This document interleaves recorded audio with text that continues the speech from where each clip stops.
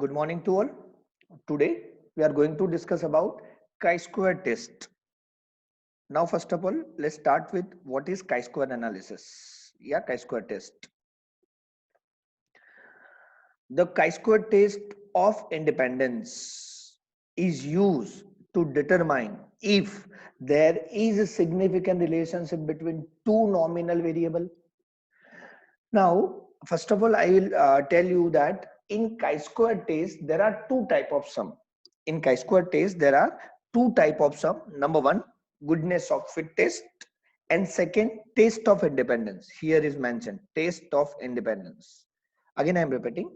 In chi-square test there are two type of sum. Number one, goodness of fit test, and second, test of independence. Today we are going to discuss about test of independence. This is very important for exam and for practical implication. So that's why we are discussing only test of independence. Now, what is test of independence? Test of independence is used to determine if there is a significant relationship between two nominal variable के बीच में कोई relation है या नहीं है. In short, chi-square analysis relationship check करने के लिए यूज होता है. रिलेशनशिप मतलब डिपेंडेंसी, कि एक वेरिएबल दूसरे वेरिएबल पे डिपेंड है या नहीं है. अगर आपको ये चेक करना है और तो आप chi-square टेस्ट का यूज कर सकते हैं. chi-square टेस्ट, और उसमें भी कौन सा टेस्ट? Test of independence. ठीक है, एक एग्जांपल लेते हैं. और नॉमिनल डेटा होना चाहिए. This is very important for two nominal variable. Nominal data होना चाहिए. I hope you know what is nominal data. हमने प्रीवियस लेक्चर्स में भी डिस्कस किया हुआ है कि व्हाट इज नॉमिनल डेटा. तो इन नॉमिनल के variable this chi-square test of independence will use. Okay, now let's say an example. Suppose we are a company of Vodafone. Say for example we are Vodafone company and we have to check whether जब कोई SIM bye करने जाता है तो mail हो या female हो, उन दोनों का परसेप्शन सेम है या अलग अलग है. ठीक है, मतलब perception of card and gender एक दूसरे पे डिपेंडेंट है या नहीं है. अगर आपको ये चेक करना है तो आप chi-square का यूज कर सकते हैं. नाउ लेट्स से another simple example. Suppose income and investment. दो वेरिएबल लेते हैं, इनकम एंड इन्वेस्टमेंट, हमारी इनकम और हमारा इन्वेस्टमेंट. अगर हमको ये चेक करना है कि हम जो हमारी जो इनकम है उसका इंपैक्ट इन्वेस्टमेंट पे होता है या नहीं होता है. ठीक है, फिर से समझाता हूं. हम दो वेरिएबल लेते हैं, एक लेते हैं इनकम और दूसरा लेते हैं इन्वेस्टमेंट. तो हमको ये चेक करना है कि हमारी इनकम जो होती है, हमारी मतलब जो लोग इनकम जनरेट करते हैं, इनकम, और वो जो लोग इन्वेस्ट करते हैं, इनकम और इन्वेस्टमेंट, इन दोनों के बीच में कोई रिलेशन है या नहीं है. बट ऑब्वियसली है वैसे तो, अगर देखने जाए, क्योंकि अगर इनकम ज्यादा है तो वो इन्वेस्टमेंट भी ज्यादा करेगा, और अगर इनकम कम है तो इन्वेस्टमेंट क्या करेगा? कम. तो वो दोनों के बीच में रिलेशन है या नहीं है, ये चेक करने के लिए क्या यूज कर सकते हैं? Test of independence. सपोज एक और एग्जांपल लेते हैं टू अंडरस्टैंड इन डिटेल कि where this test of independence will applicable. Now suppose we are thinking about laptop, purchasing behaviour of laptop. जब लैपटॉप परचेज, हमको दो ध्यान से समझना कैसे एप्लीकेबल होता है ये. सपोज हमने एक लैपटॉप लिया और जेंडर लिया. ध्यान से समझना, दो वेरिएबल है. लैपटॉप, परसेप्शन ऑफ लैपटॉप की चलो एक क्वेश्चन पूछा कि लैपटॉप परचेज करने के लिए जाते हैं तो वेट कंसीडर करते हैं या नहीं करते हैं. वेट मतलब आई होप यू जानते हैं कि जो वजन है वो कंसीडर करते हैं कि नहीं करते हैं. और उसके साथ किसका रिलेशन चेक किया हमने? जेंडर का. अगेन आई एम रिपीटिंग, जब कोई लैपटॉप परचेज करने जाता है तो उसका वेट, लैपटॉप का वेट और जेंडर के बीच में कोई रिलेशन है या नहीं, हमको ये चेक करना है. Again I am repeating same question. जब कोई लैपटॉप परचेज करने जाता है तो उसका वेट और जेंडर के बीच में रिलेशन है या नहीं है. चलो ऐसा प्रूव हुआ कि रिलेशन नहीं है. सपोज हमने chi-square टेस्ट कैलकुलेट किया और ऐसा प्रूव हुआ कि रिलेशन नहीं है. रिलेशन नहीं है मतलब इंडिपेंडेंट. रिलेशन नहीं है मतलब क्या होता है? इंडिपेंडेंट है. तो समझो कि वेट और जेंडर के बीच में रिलेशन नहीं है। इसका मतलब क्या हुआ पता है कि मेल हो या फीमेल हो, दोनों का परसेप्शन लैपटॉप के वेट वाइज क्या है, सेम है। अगेन आई एम रिपीटिंग, अगर लैपटॉप का वेट का परसेप्शन कि जब लैपटॉप परचेस करने जाते हैं तो वेट, उसका वेट और जेंडर के बीच में रिलेशन है कि नहीं वो हमने चेक किया, तो ऐसा प्रूव हुआ कि रिलेशन नहीं है। रिलेशन नहीं है मतलब इंडिपेंडेंट है। अभी इंडिपेंडेंट प्रूव हुआ ना, इसका मतलब ये है कि लैपटॉप का वेट में मेल और फीमेल वाइज कोई परसेप्शन डिफरेंट नहीं है, दोनों का परसेप्शन सेम है क्योंकि वो इंडिपेंडेंट है। लेकिन अगर ये डिपेंडेंट प्रूव होता, ध्यान से समझना, डिपेंडेंट मतलब ये प्रूव होता कि रिलेशन है, तो उसका मतलब क्या बनता पता है कि मेल एंड फीमेल दोनों का परसेप्शन वो लैपटॉप के वेट पर अलग अलग है। ये बहुत ही कॉम्प्लिकेटेड है to understand and to implement, और अगर आप ये समझ गए तो प्रैक्टिकली समझना बहुत जरूरी है। Calculation is easy to calculate, clear. तो अगर ये डिपेंडेंट प्रूव होता है कि वेट, लैपटॉप का वेट और क्या देखते हैं कि जेंडर डिपेंडेंट है, ऐसा प्रूव हुआ, तो इसका मतलब ये है कि जब कोई लैपटॉप परचेज करने जाता है तो मेल का परसेप्शन और फीमेल का परसेप्शन क्या होता है, डिफरेंट होता है। Clear. Now second point, the chi-square independent test is produced for testing if two categorical variable are related in same population. Example, a scientist want to know if education level and marital status are related for people in same country. ध्यान से पढ़ो, read this second paragraph, just read this second paragraph please.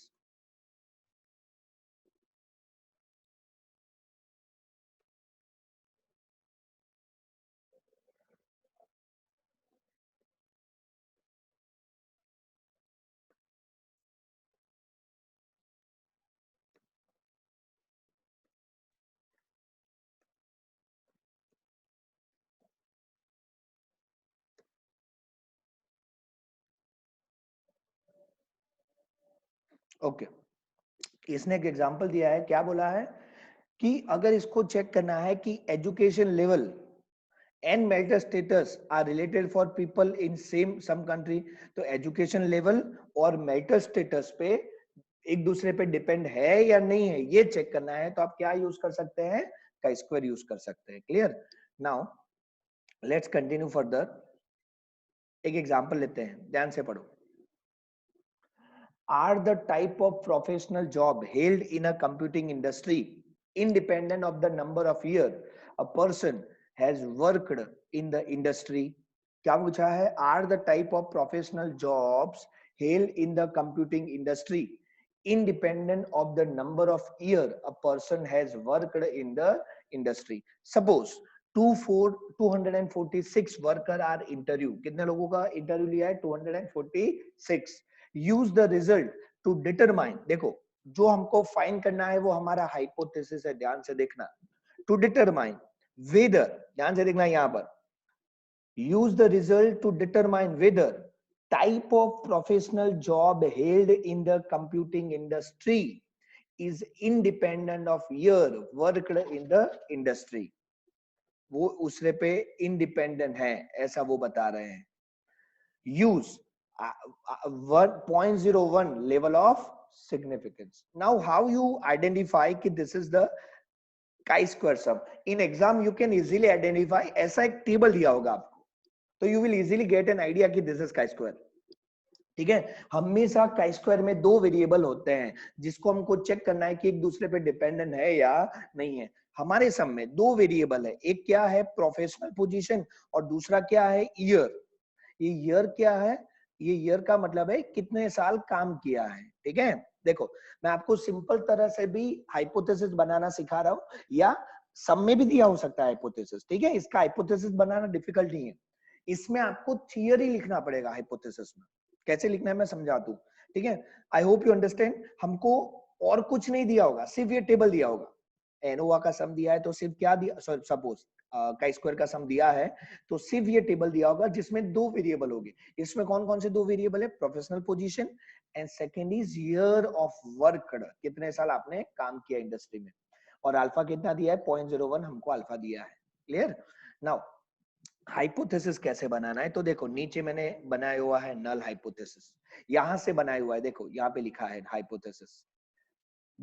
use the result to determine whether, यहां से देखो, types of professional job held in the computing industry is independent of year worked in the industry। देखो यहाँ पे लिखा है type of professional job held in the computing industry is independent of year worked in the industry।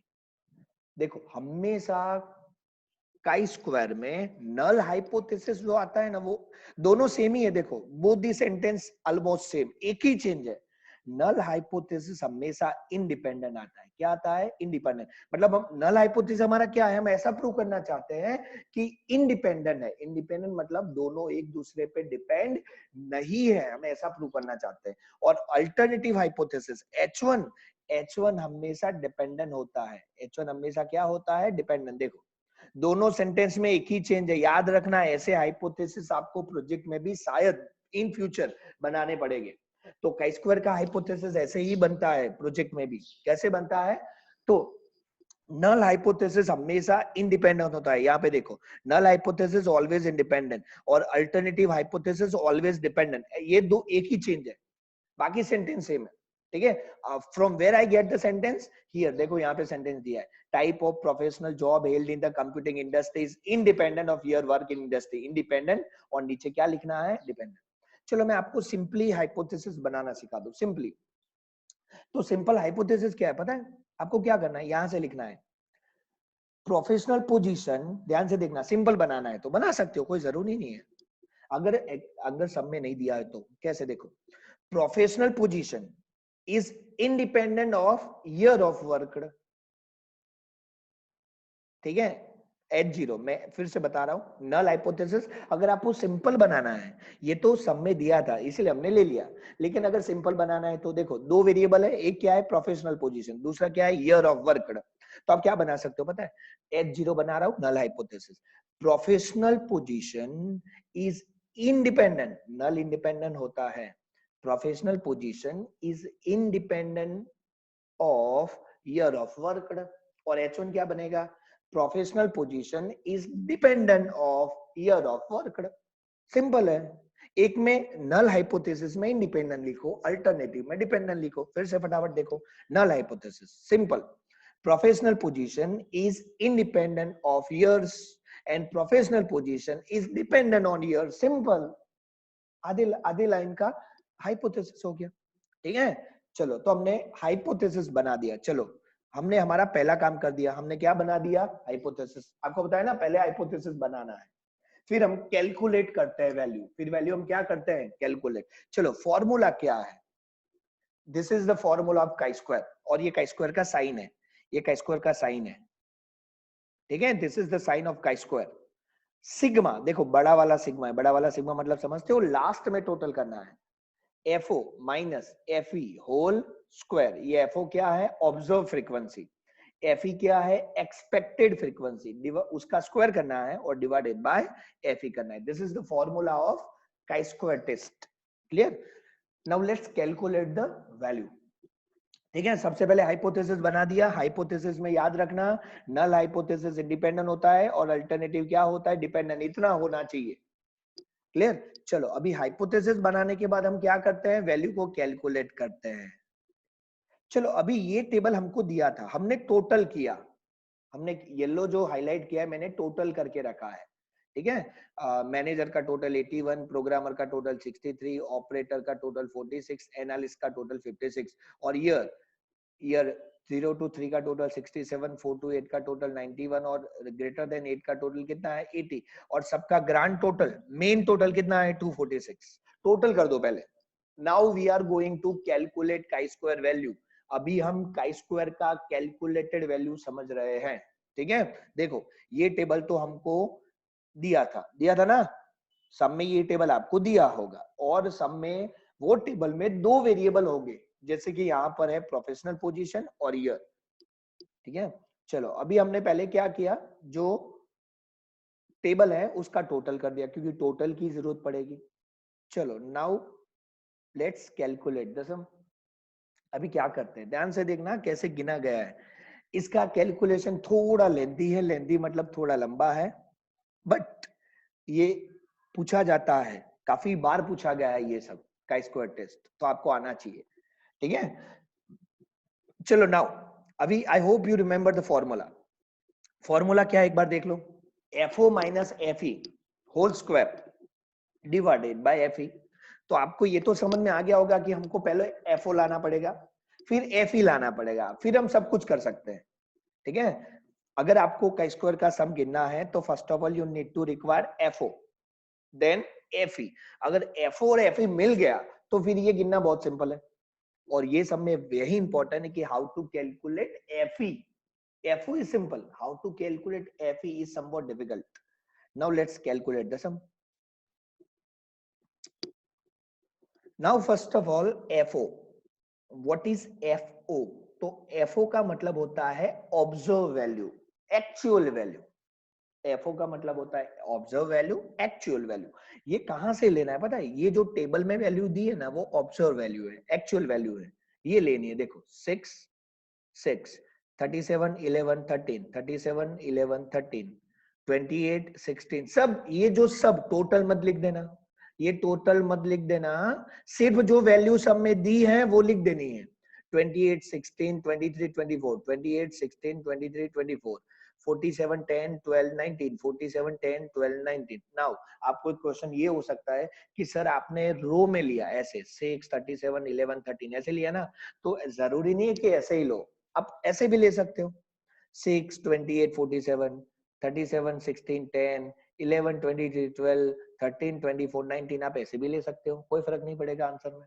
ठीक है, तो आपको जैसे भी लेना हो, बट कैलकुलेशन आपको याद रखना है कि कैसे करते हैं। समझ में आ गया। FO का मतलब होता है observe value, actual value. Actual value कहां से लेना है, ये सब वैल्यू जो दी है ना आपको टेबल में, ये सेम टू सेम ले लो। हमने ले लिया, अभी ये इंपॉर्टेंट है, अगर FE मिल गया तो हमारा काम बहुत सिंपल है। Now you have to use calculator. ठीक है, आपको क्या यूज करना है, कैलकुलेटर यूज करना है। यहाँ पर आंसर बोलने की जरूरत नहीं है, अगर आंसर में थोड़ा वेरिएशन है तो चलेगा। ठीक है, क्योंकि this sum is calculated in Excel, तो थोड़ा वेरिएशन हो सकता है, तो आपको बोलने की जरूरत नहीं है। आपको सिर्फ देखना है कि आंसर इतना आ रहा है कि नहीं आ रहा है। अगर नहीं आ रहा है तो विल डिस्कस लेटर ऑन, अगर कोई वेरिएशन है तो at the end of sum. Clear, चलो नाउ कैसे FE कैसे गिनते हैं। FO एक्चुअल वैल्यू जो हमने यहां से लिख दिया। Now let's calculate FE। अभी FE कैसे गिना जाता है, तो FE का, चलो अभी किसके लिए FE गिनना है हमको, ध्यान से देखना किसके लिए FE गिनना है। 6 के लिए, यहाँ पे देखो ये 6 के लिए FE गिनना है। तो क्या करना है पता है, 6 के लिए FE गिनना है तो उसका कॉलम का टोटल कितना है, जिसके लिए हमको हमको 6 के लिए FE गिनना है, तो जिसके लिए हमको FE गिनना हो उसका कॉलम का टोटल और रो का टोटल, इन दोनों का मल्टीप्लाई करना है। मल्टीप्लाई, जिसका भी हमको FE गिनना हो उसका कॉलम का टोटल और रो का टोटल को मल्टीप्लाई करना है। से फॉर एग्जांपल मल्टीप्लाई करो 81, हम 6 के लिए गिन रहे हैं, बोलने की जरूरत नहीं है, 6 के लिए 81 इंटू 67 मल्टीप्लाई किया, और डिवाइडेड बाय क्या करना है, हर बार डिवाइडेड बाय क्या करना है पता है, grand total. Her bar divided by grand total करना है, तो divided by 246, her bar divide by grand total. Grand total कितना है ये सब में 246। तो अगर आप करेंगे ना, देखो 81 इंटू 67 डिवाइडेड बाय 246, ये करेंगे तो आपका आंसर आएगा 22.06। क्लियर, ये किसके लिए FE गिना हमने, 6 के लिए। अभी किसके लिए FE चाहिए, 37 ना, 37 चाहिए। चलो 37 में कॉलम का टोटल कितना है 63, रो का टोटल कितना है 67, तो मल्टीप्लाई करो 63 into 67 divided by grand total कितना है 246, आंसर आएगा 17.16। फिर किसके लिए FE चाहिए, 11 के लिए। चलो 11 के लिए चाहिए ना, 11 के लिए तो कॉलम का टोटल कितना 46, रो का टोटल सेम 67, तो मल्टीप्लाई करो 46 multiply by 67 divided by 246, your answer will be 12.53।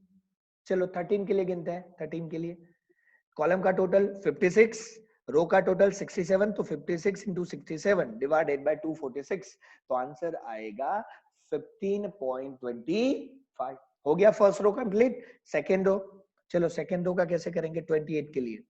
तो 28 के लिए कॉलम का टोटल देखो तो कितना है 81, और रो का टोटल अभी ये लेना है, रो 91 टोटल है। ये तो फर्स्ट रो का 67 था, अभी 28 तो सेकंड रो में है ना, तो चलो मल्टीप्लाई करो। कॉलम का टोटल 81, 81, रो का टोटल 91, तो 81 इंटू 91 डिवाइडेड बाय 246, आंसर आएगा 29.96। चलो 16 के लिए, कॉलम का टोटल 63, रो का टोटल 91, तो 63 इंटू 91 डिवाइडेड बाय 246, आंसर आएगा 23.30।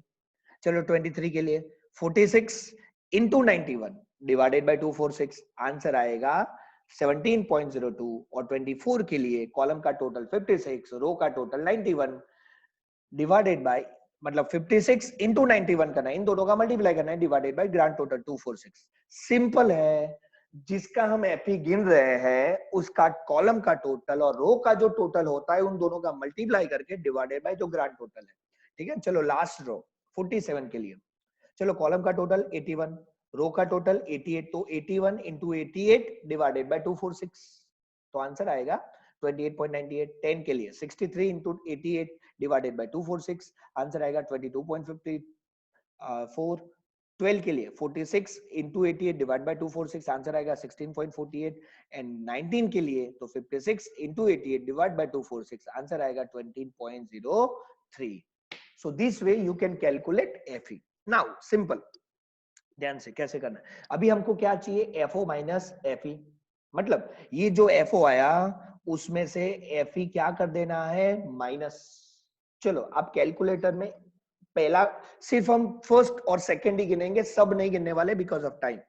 चलो पहला गिनते हैं, करो 6 माइनस 22.08, तो कितना आएगा माइनस 16.06। ठीक है, चलो FO माइनस FE हो गया। अभी FO माइनस FE का क्या करना है आपको, स्क्वायर। FO माइनस FE का क्या करना है, स्क्वायर। चलो इसका स्क्वायर करो, 16.06 इंटू 16.06 और स्क्वायर करते हैं तो माइनस क्या हो जाता है, प्लस कितना आया 257.95, क्या आया FO माइनस FE का स्क्वायर। और डिवाइडेड बाय क्या करना है, फॉर्मूला जानते हो ना, फॉर्मूला देखना है आपको एक बार, देखो ये फॉर्मूला, FO माइनस FE का स्क्वायर हो उसको डिवाइडेड बाय क्या करना है FE, और टोटल ये बड़ा सिग्मा क्यों है पता है, ये फॉर्मूला में बड़ा सिग्मा क्यों, क्योंकि ये बताता है कि टोटल सबसे लास्ट में करो, बीच में टोटल मत करो। देखो चलो, तो पहले क्या किया, FO में से FE माइनस किया, तो 6 माइनस 22.06, आंसर आया माइनस 16.06। फिर FO माइनस FE का क्या करना है, स्क्वायर। इसका स्क्वायर करेंगे तो प्लस हो जाएगा ना माइनस का 257.95, और जो आंसर आता है FO माइनस FE का स्क्वायर जो आया उसको किससे डिवाइड करो, FE से। तो ये जो 256.95 आया उसको FE से डिवाइड करो, मतलब डिवाइडेड बाय 22.06, आंसर आएगा 11.69। ये फर्स्ट का आंसर है। चलो दूसरे का आंसर फिर से रिपीट करते हैं। चलो FO में से FE माइनस करो, 37 माइनस 17.16, आंसर आएगा 19.84। इसका क्या करना है, स्क्वायर, 393.68, तो FO माइनस FE का स्क्वायर हो गया, और जो FO माइनस FE का स्क्वायर होता है उसको FE से डिवाइड करना है, मतलब 17.16 से डिवाइड करो 22.94। एक और ले लेते हैं थर्ड, हर एक में ऐसे गिनते जाना है, कैलकुलेशन में थोड़ा टाइम लगेगा क्योंकि सम लेंथी है, otherwise some is very simple. चलो 11 के लिए करते हैं, 11 माइनस 12.53, तो बचेगा माइनस 1.53। FO माइनस FE हो गया।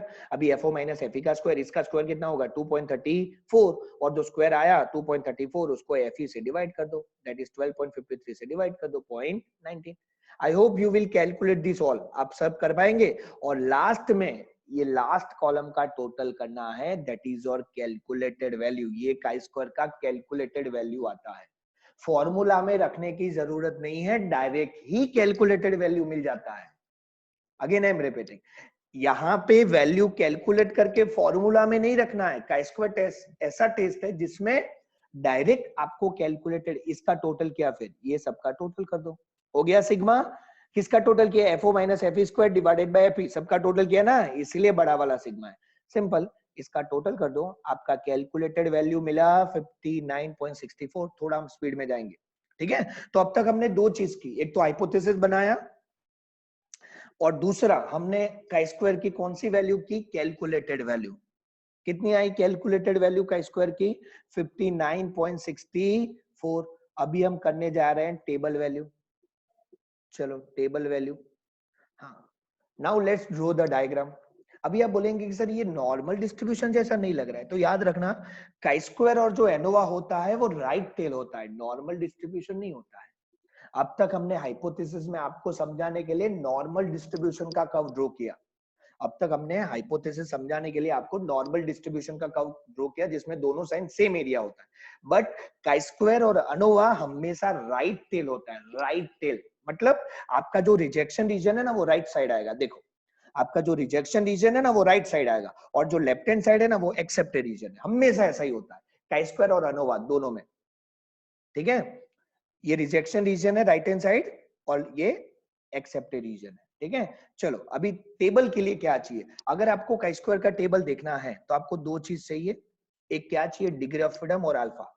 याद रखना काई स्क्वायर का टेबल देखने के लिए क्या चाहिए, degree of freedom and alpha. चलो what is the formula of degree of freedom.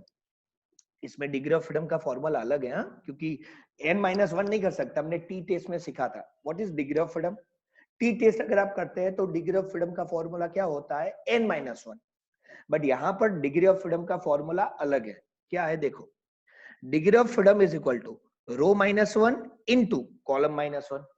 Degree of freedom का फॉर्मूला क्या है, ρ-1 इंटू कॉलम -1। याद रखना काई स्क्वायर में डिग्री ऑफ फ्रीडम का फॉर्मूला अलग है। चलो व्हाट इज रो, हमको सब में रो कितनी दी है, 3, 1 2 3, टोटल मत गिन लेना, ये टोटल वाली रो तो हमने ऐड की है, वो दी नहीं है। सब में कितनी रो है, 3 ही है ना जिसमें वैल्यू दी है 1 2 3। तो देखो ρ-1 तो रो कितनी है 3-1 इंटू c-1, सी मतलब कॉलम, r मतलब रो-1 तो रो कितनी दी 1 2 3, 3-1, c-1 दैट इज कॉलम -1। तो कितनी कॉलम है देखो, manager, programmer, operator, analyst, 4 column है तो 4-1। जिसमें वैल्यू दी है वही रो वही कॉलम गिनने हैं। नाम दिया है इसको रो नहीं गिन सकते, ये मैनेजर ये रो नहीं गिन सकते। फिर से फटाफट, रो कितनी है 1 2 3, तो रो-1 3-1, 3-1 कितना होता है 2, और कॉलम तो 1 2 3 4, 4-1 तो 3, तो 3 2 कितना हुआ 6 हो गया। डिग्री ऑफ फ्रीडम 6 है, आ गया डिग्री ऑफ फ्रीडम 6। और हमारा अल्फा कितना है सब में 0.01, सब में दिया है alpha is given in the sum. दिया है कि नहीं दिया है, देखो यूज अल्फा 0.01 दिया है ना, तो अल्फा इज ऑलरेडी गिवन। चलो again I am repeating, chi square हमेशा राइट हैंड साइड होता है, राइट टेल होता है, ठीक है। और उसके लिए चाहिए degree of freedom and alpha. Degree of freedom का फॉर्मूला है ρ-1 कॉलम -1, रो कितनी थी 3, 3-1 that is 2, column that is 4, 4-1 that is 3, 3 into 2 6। तो डिग्री ऑफ फ्रीडम है 6 और अल्फा है 0.01। अभी आपको काई स्क्वायर का टेबल देखना है, ये रहा काई स्क्वायर का टेबल। देखो ऊपर क्या चाहिए, यहाँ पे क्या लिखा है left hand side degree of freedom. चलो कितना डिग्री ऑफ फ्रीडम है 6, बता दो आपको एक बार, डिग्री ऑफ फ्रीडम कितना है 6 और alpha 0.01। So degree of freedom 6 और अल्फा 0.01, ये रहा 0.01, ये 0.10 है, हाँ ये 0.10 है। हम ये 10% होता है, ये 1% होता है 0.01। हमको 1% दिया है, दैट इज 0.01 दिया है सब में। तो degree of freedom DF, degree of freedom 6 है और अल्फा है 0.01। तो योर टेबल वैल्यू 16.81। ध्यान से देखो, ये रहा आपका टेबल वैल्यू, ठीक है। डिग्री ऑफ फ्रीडम देख के और अल्फा देख के आपको टेबल की वैल्यू लानी है। कितनी टेबल की वैल्यू आई 16.81। चलो हमने 3 स्टेप कर दिए। पहला स्टेप याद रखना, ये 4 स्टेप से आपको सम करना है। स्टेप नंबर 1 हाइपोथेसिस बनाया, स्टेप नंबर 2 हमने काई स्क्वायर की वैल्यू कैलकुलेट करनी है, कितनी आई 59.64। स्टेप नंबर 3 टेबल देख के काई स्क्वायर की वैल्यू लानी है, मतलब टेबल वैल्यू लानी है 16.81 आई। और स्टेप नंबर 4 दोनों को कंपेयर करके, टेबल वैल्यू और कैलकुलेटेड वैल्यू को कंपेयर करके आपको कंक्लूजन लाना है कि नल हाइपोथेसिस एक्सेप्ट हुआ या नल हाइपोथेसिस रिजेक्ट हुआ। क्लियर। चलो what is our calculated value, chi square की कैलकुलेटेड वैल्यू कितनी है 59.64 और टेबल वैल्यू कितनी आई 16.80। चलो कंपेयर करो। अभी कंपेयर कैसे करना है याद रखना, ये जो कैलकुलेटेड वैल्यू है ना, इसको यहाँ पे हम रखते हैं ग्राफ पर और कंपेयर करते हैं। कंपैरिजन का मतलब क्या है, ये कैलकुलेटेड वैल्यू को टेबल के साथ कंपेयर करना है। चलो रखो 59.64, बोलो ये 16.81 है, तो ये 59.61 है, तो इससे कम है तो लेफ्ट हैंड साइड आएगा, और ज्यादा है तो कौन से साइड पे आएगा, राइट हैंड साइड। तो ज्यादा ही है ना, 59.64 इससे ज्यादा है, तो ज्यादा है तो कौन सी साइड पे आएगा, राइट हैंड साइड आएगा। चलो कैलकुलेटेड वैल्यू कौन से रीजन में आई, I hope you know the region. ये जो लेफ्ट हैंड साइड है, ये जो लाइन है, इससे लेफ्ट हैंड साइड ये एक्सेप्टेड रीजन है, और राइट हैंड साइड ये कौन सा रीजन है, रिजेक्टेड रीजन बोला जाता है। ठीक है, तो ये calculated value right hand side कौन से रीजन में आई, रिजेक्टेड रीजन में आई। और आप जानते हैं वैसे तो रिजेक्टेड रीजन में ये calculated value comes in rejected region में आती है, तो आपका नल हाइपोथेसिस H0 क्या होता है, रिजेक्ट। क्यों रिजेक्ट हुआ, क्योंकि कैलकुलेटेड वैल्यू रिजेक्टेड रीजन में आई। चलो ये कैलकुलेटेड वैल्यू अगर ये साइड आती, इसको एक्सेप्टेड रीजन बोलते हैं, तो नल एक्सेप्ट होता। रिजेक्टेड रीजन में आती है तो नल रिजेक्ट होता है, एक्सेप्ट रीजन में आती है तो नल एक्सेप्ट होता है। क्लियर। चलो नल रिजेक्ट हुआ, रिजेक्टेड रीजन में आई तो हमारा नल क्या हुआ, रिजेक्ट। चलो नल रिजेक्ट हुआ तो एक्सेप्ट क्या हुआ, H1। तो देखो मैनेजरल डिसीजन, H1 एक्सेप्ट हुआ ना। H1 क्या था आपका, H1 क्या था, type of professional job held in computing industry is dependent. याद करो, नल हाइपोथेसिस क्या था, इंडिपेंडेंट था, यस और नो। और अल्टरनेटिव हाइपोथेसिस क्या था, डिपेंडेंट था। तो क्या नल हाइपोथेसिस रिजेक्ट हुआ, नल रिजेक्ट हुआ तो एक्सेप्ट क्या हुआ, H1, और H1 क्या था, डिपेंडेंट। मतलब दोनों एक दूसरे पे डिपेंडेंट है, ऐसा प्रूव हुआ। फिर से, नल हाइपोथेसिस रिजेक्ट हुआ, नल मतलब H0 रिजेक्ट हुआ, तो एक्सेप्ट क्या हुआ, H1। देखो H1 एक्सेप्ट हुआ और हमारा H1 क्या था, H0 रिजेक्ट हुआ ना, नल रिजेक्ट हुआ, तो H1 एक्सेप्ट हुआ और H1 क्या था हमारा, डिपेंडेंट। देखो दोनों एक दूसरे पे क्या है, डिपेंडेंट है, ऐसा प्रूव हुआ। मतलब प्रोफेशनल पोजीशन, आप कौन सी पोजीशन पर हो, और एक्सपीरियंस, दोनों एक दूसरे डिपेंडेंट है, यस और नो। आपका एक्सपीरियंस ज्यादा है तो शायद आपका पोजीशन अच्छा होगा, ऐसा हो सकता है ना। सो दोनों एक दूसरे पे डिपेंड है। So this way you can calculate the sum of chi square।